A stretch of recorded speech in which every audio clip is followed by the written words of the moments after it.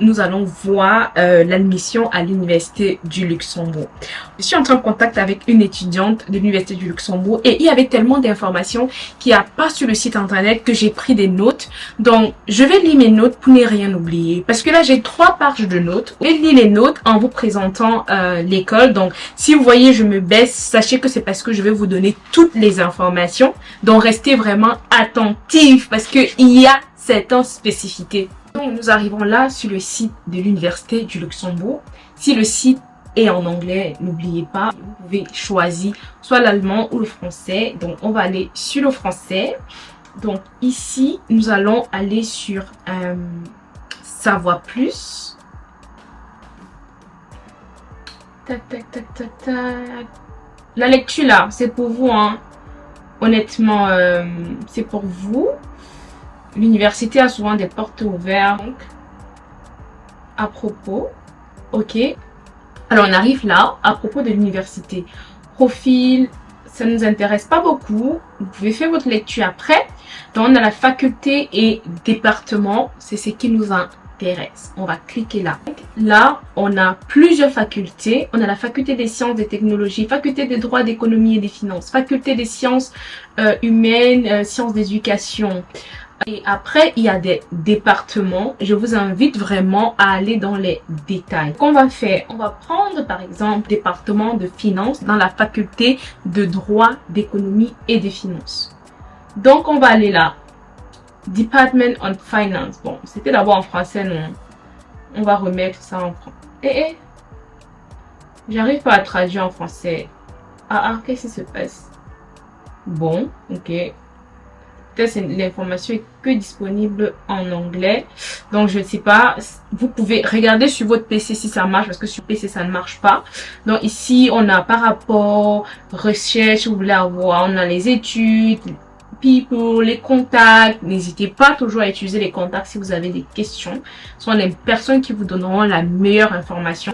Je vais vous expliquer maintenant certaines spécificités, vraiment des choses que vous pourriez ne pas retrouver sur le site internet. Donc si je me baisse pour lire, sachez que c'est parce que j'ai pris des notes quand j'ai interrogé une étudiante à l'Université du Luxembourg. Donc comme vous avez vu, nous avons plusieurs programmes, mais je sais que les gens sont plus intéressés pour des programmes de master et bachelor. Donc je vais plus m'attarder sur ces 2 programmes. Il y a d'autres programmes comme le doctorat et tout, il y en a tous sur le site internet. Donc moi je vais pas aborder cela parce que je n'ai pas plus d'informations que ça, mais vous pouvez contacter l'école pour pouvoir avoir plus d'informations.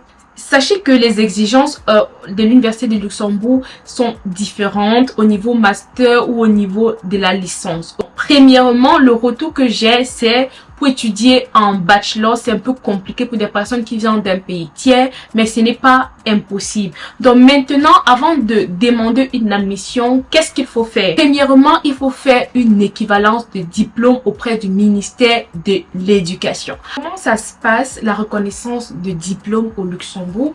Donc, ne vous inquiétez pas, hein, je vais vous mettre tous les liens en bas de description. Ok, donc vous venez sur cette page. Ici, vous avez tout ce dont vous avez besoin comme information concernant la reconnaissance des diplômes. La reconnaissance des diplômes, sachez qu'il y a des conditions. Si vous venez d'un pays qui a signé la convention de Paris ou de Lisbonne avec le Luxembourg, vous n'auriez pas besoin de reconnaissance des diplômes. Si par exemple vous venez d'un de ces pays qui a signé la convention de Paris ou de Lisbonne, vous n'aurez pas besoin de reconnaître vos diplômes. Ici, ils nous disent quoi? La reconnaissance d'un certificat diplôme étranger n'est pas automatique, mais c'est décidé au cas par cas. Lors de la procédure de reconnaissance, il faut distinguer d'une part les certificats diplômes provenant de pays ayant signé les conventions de Paris ou de Lisbonne sur la reconnaissance mutuelle des diplômes. D'autre part, les diplômes de pays tiers, pays n'ayant pas signé de convention de Paris et de Lisbonne. Toutes les conditions ici, je vais vous laisser lire, on ne peut pas tout parcourir, mais il était important pour moi de vous montrer ces sites internet. Le coût de reconnaissance des diplômes, c'est là. Comment il faut payer, c'est là. Les modalités de paiement. Comment envoyer vos diplômes pour pour la reconnaissance, c'est voilà, c'est là, soit par email, soit par courrier postal. Composition du dossier pour certificat diplôme de pays tiers. Donc, si vous venez de l'Afrique, donc regardez bien ici ce qu'on vous demande. Ils disent les documents doivent être rédigés soit dans l'une des 3 langues officielles du Luxembourg, français, luxembourgeois ou allemand, soit en anglais, ou bien traduit dans l'une de ces cas par un traducteur assermenté au Luxembourg. Aussi, il vous explique tout ce qui concerne le traitement de la demande. Ok, prenez le temps de tout lire. En ce qui concerne le bachelor, il y a une certaine spécificité pour les étudiants d'un pays tiers qui sont déjà en Europe et qui ont commencé à étudier en Europe. Vous avez par exemple eu votre bac au Cameroun et que maintenant vous êtes en France, vous avez fait par exemple niveau 1 et vous voulez venir continuer le niveau 2 à l'université du Luxembourg, vous pourriez continuer. Donc ça veut dire que si vous étiez au niveau 1, vous pouvez venir continuer au niveau 2 et vous allez demander une équivalence des diplômes. Vous n'êtes pas obligé d'avoir une licence comme une personne qui est encore en Afrique. Donc là, on était sur le bachelor. Bon, maintenant, il y a l'exigence au niveau de la langue, ok? Quand tu viens en bachelor, le ministère exige que tu aies étudié en une langue du pays, français, allemand ou luxembourgeois.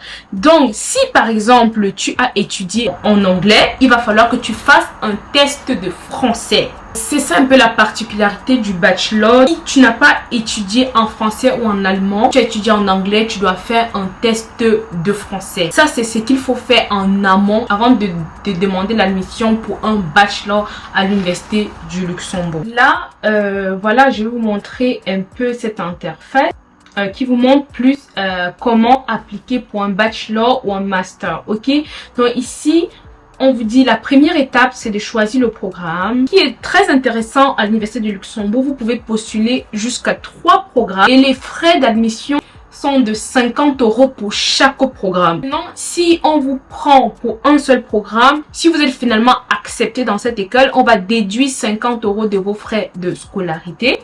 Ok, donc ici là pour le bachelor et pour le master, il faut checker ton éligibilité. Ce sont plus des conditions d'admission.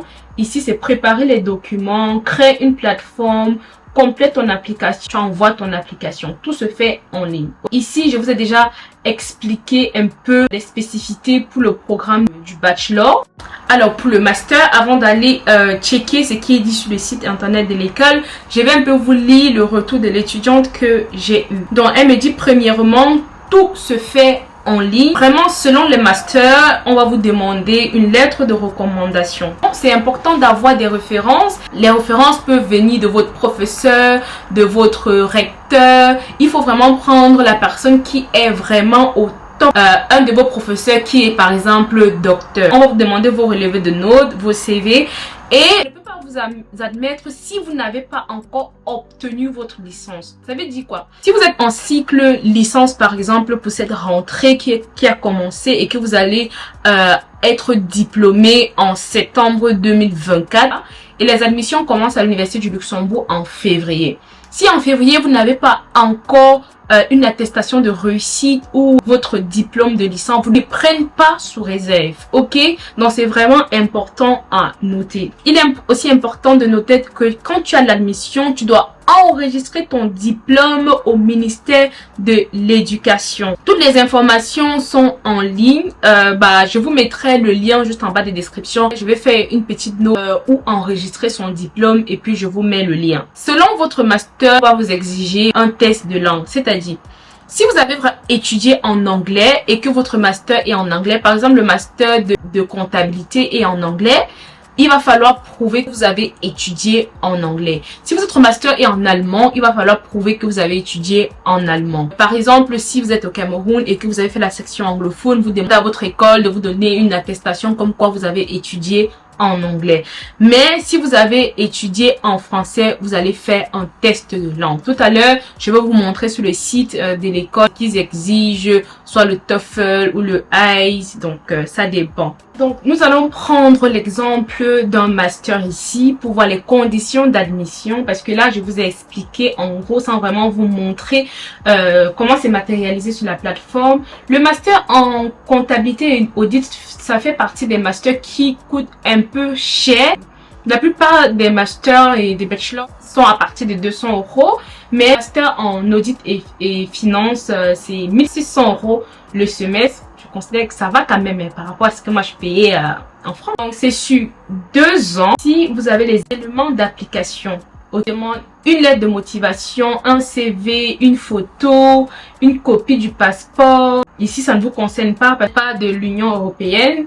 Donc, une copie de ton diplôme. C'est un peu les éléments pour appliquer. Donc, je vais vous laisser lire. Et s'il y a un guide, donc voilà. N'hésitez pas vraiment à aller regarder plus. Overview, programme, carrière, teaching staff, donc il y a un peu de tout. Ce master c'est en anglais, donc si vous ne pouvez pas prouver que vous avez étudié en anglais, vous allez faire un test de langue, ok, et voilà ce qu'on vous demande, le score qu'on vous demande. Donc ici là il y a le diplôme qu'on vous demande, les conditions de langue, et ici il y a les documents qu'on vous demande. Master en comptabilité et audit, ça fait partie des masters qui ne coûtent pas 200 € à l'université du Luxembourg. Il y a aussi le master en entrepreneurship qui coûte aussi un peu plus cher. Il y a aussi le supply chain logistique qui coûte un peu plus cher. Je vous laisse vraiment le soin d'aller regarder le site de l'école. Il y a toutes les informations. Je pense que je vous ai donné un peu les particularités et c'était vraiment important pour moi de le faire parce que c'est un peu difficile d'avoir toutes les informations.